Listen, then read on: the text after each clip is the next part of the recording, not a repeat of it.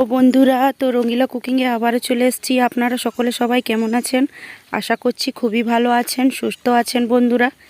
তো আজকে আপনাদের সামনে আমি চিংড়ি মাছের বড়ার রেসিপি আপনাদের সাথে শেয়ার করব। একদম আলাদা ধরনের, হয়তো ইউনিক লাগতে পারে আপনাদেরকে এই রেসিপি। তো হয়তো আপনারা এইভাবে কোনো দিন বাড়িতে বানান নাই, তো অবশ্যই এই রেসিপিটি আপনারা দেখুন। এই রেসিপিটি দেখলে কিন্তু আপনারা অবশ্যই পছন্দ করবেন, আর আমি কথা দিচ্ছি আপনাদেরকে অবশ্যই পছন্দ লাগবে। তো আজকে মুড়ি দিয়ে রেসিপিটি বানাবো। তো চলুন দেখুন কিভাবে আমি বানাচ্ছি। তো এইখানে 250 গ্রামের নিয়ে নিয়েছি চিংড়ি মাছ। তো চিংড়ি মাছগুলো ধুয়ে পরিষ্কার করে খুব সুন্দর করে জল ঝরিয়ে নিয়েছি, আর সাথে 1 বাটির মতন মুড়ি নেব এখানে। তো চলুন এখন মিক্সিতে আমি পিষে নিচ্ছি চিংড়ি মাছগুলোকে। তো আপনারা চাইলে শিলের মধ্যে দিয়ে পরেও এই চিংড়ি মাছগুলি আপনারা বেটে নিতে পারেন। তো আমি মিক্সির জারের মধ্যে দিয়েই কিন্তু পেস্ট বানিয়ে নিচ্ছি। তো চলুন দেখে নেন আমি কিভাবে বানাচ্ছি। তো এখানে 1 বাটি নেপে নিয়েছি মুড়ি, আর সাথে নিয়ে নিচ্ছি 3টে কাঁচা লঙ্কা, আর দিয়ে দিচ্ছি 5 কুয়া রসুন, আর সাথে দিচ্ছি 1 ইঞ্চ আদা টুকরো, আর সাথে দিয়ে দিচ্ছি অল্প পরিমাণে জল। তো জলটা আপনারা দিতেও পারেন, নাও দিতে পারেন। তো এখন আমি একটা পেস্ট বানিয়ে নিচ্ছি। তো দেখুন এখানে একটা পেস্ট বানিয়ে নিয়েছি। তো কতটা সুন্দরভাবে কিন্তু এই পেস্টটা এইভাবে বানিয়েছি। তো চলুন একটা জায়গার মধ্যে এখন ঢেলে নিচ্ছি।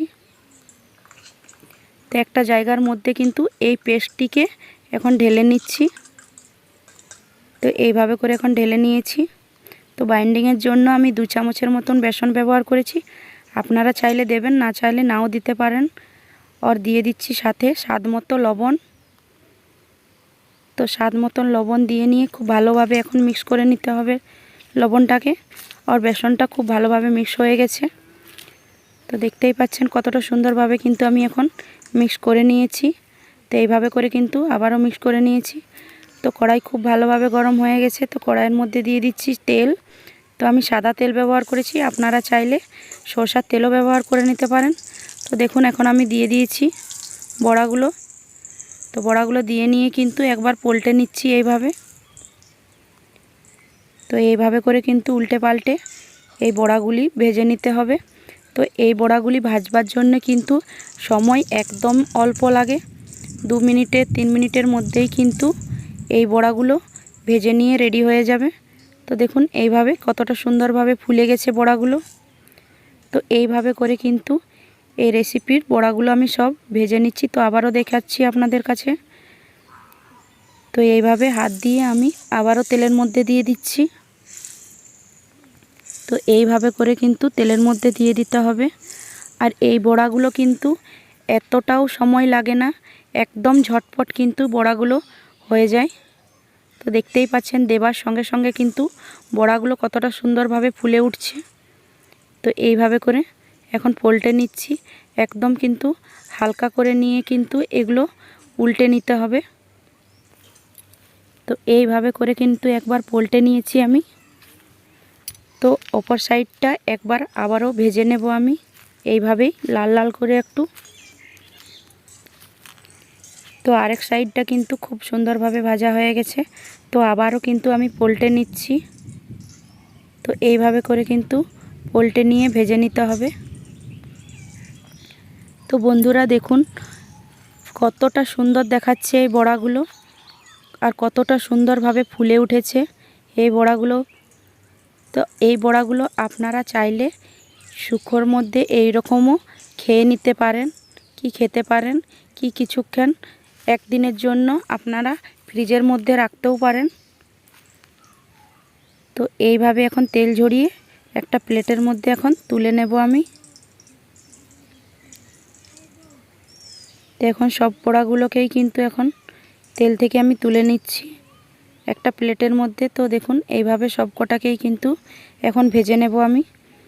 তো দেখুন সবগুলো কিন্তু আমার ভাজা হয়ে গেছে। তো আমার তো অনেকগুলো বড়া হয়ে গেছে। তো কড়াইয়ের মধ্যে আমি দিয়ে দিয়েছি 2 চামচের মতো সাদা তেল, আর দিয়ে দিচ্ছি 5 ফোড়ন আর 5টা কাঁচা লঙ্কা চিরা। তো খুব সুন্দর করে ভাজা হয়ে গেছে। মিডিয়াম সাইজের 2টো পেঁয়াজ কুচি এর মধ্যে দিয়ে দিলাম। পেঁয়াজ কুচিগুলো কিন্তু এখন একটু লাল লাল করে ভেজে নিতে হবে। তো এখন খুব সুন্দর করে এখন 1 মিনিটের মতো আমি পেঁয়াজগুলো ভেজে নেব। তো এইভাবে নেড়ে চেড়ে কিন্তু পেঁয়াজগুলোকে আমি ভেজে নিচ্ছি। তো দেখুন বন্ধুরা, পেঁয়াজগুলো কিন্তু একদম লাল লাল করে ভেজে নিয়েছি। তো দিয়ে দিচ্ছি আদা বাটা 1 চামচের মতো, 1 চামচের মতো রসুন বাটা, সাথে 1 চামচের মতো দিয়ে দিচ্ছি পেঁয়াজ বাটা, আর 1 চামচের মতো ধনে গুঁড়ো, 1 চামচের মতো জিরে গুঁড়ো, আর সাথে লঙ্কার গুঁড়ো 1/2 চামচের মতো, আর দিয়ে দিচ্ছি অল্প একটু জল। তো অল্প একটু জল দিয়ে নাড়াচাড়া করে নিয়েছি। দিয়ে দিচ্ছি 1 চামচের মতো হলুদের গুঁড়ো, আর স্বাদ মতো লবণ দিয়ে দিচ্ছি 1 চামচ, আর অল্প আবারও একটু জল দিয়ে দিচ্ছি। তো জল দিয়ে খুব ভালোভাবে হলুদ গুঁড়ো আর নুন মশলা খুব ভালোভাবে এখন মিক্স করে নিচ্ছি। আর মিক্স করে কিন্তু খুব সুন্দর করে এখন ভেজে নিচ্ছি 2 থেকে 3 মিনিটের মতো। তো 2-3 মিনিট আমার দেখুন খুব সুন্দর করে ভেজে নিয়েছি, দেখতেই পাচ্ছেন।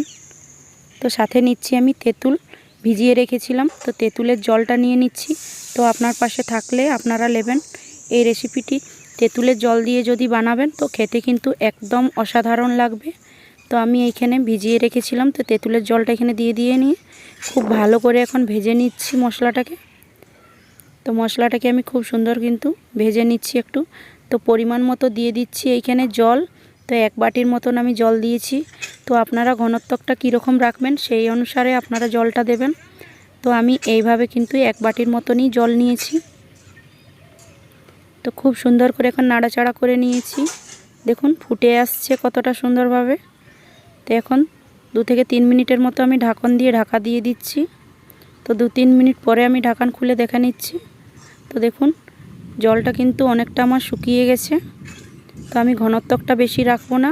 তো আমি এর মধ্যে এখন দিয়ে দিচ্ছি বড়াগুলো। তো কিছুগুলো বড়া আমি দেবো আর কিছুগুলো আমি রেখে নেব। তো এইভাবে কিছুগুলো দিয়ে নিয়েছি বড়া, দেখুন। তো এইভাবে করে কিন্তু এখন চালিয়ে নিতে হবে। তো খুব সুন্দরভাবে আমি এইভাবে করে চালিয়ে নিচ্ছি। তো আমি ঘনত্বটা বেশি রাখবো না, তো আমি অল্পই ঘনত্বটা রাখবো। তো দেখুন আমার ঘনত্বটা কিন্তু অনেকটা শুকিয়ে গেছে। তো গ্যাসের ফ্লেম এখন বন্ধ করে দিচ্ছি। তো রেসিপিটি আমার কিন্তু রেডি হয়ে গেছে বন্ধুরা, দেখতেই পাচ্ছেন। তো কতটা সুন্দর হয়েছে দেখুন, এখানে আপনাদের সামনে দেখাচ্ছি দেখুন। তো একটা প্লেটের মধ্যে সার্ভ করে নিয়ে আমি এখন আপনাদেরকে দেখাচ্ছি যে কতটা সুন্দরভাবে এই রেসিপিটি হয়ে গেছে। তো দেখুন বন্ধুরা, এই রেসিপি কতটা সহজ পদ্ধতিতে আপনাদের সাথে শেয়ার করেছি বন্ধুরা।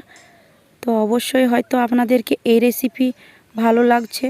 আর যদি বন্ধুরা আপনাদেরকে ভালো লাগছে মুড়ি দিয়ে চিংড়ি মাছের রেসিপি বড়া বানিয়ে, তো অবশ্যই যদি ভালো লাগছে তো বন্ধুদের সাথে অনেক অনেক শেয়ার করে দেবেন।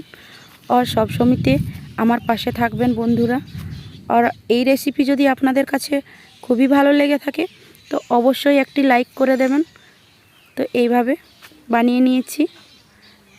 তো অবশ্যই পরবর্তীকালে নতুন একটি ভিডিও নিয়ে আপনাদের সামনে অবশ্যই আসব। ততক্ষণ ভালো থাকুন, সুস্থ থাকুন, টাটা।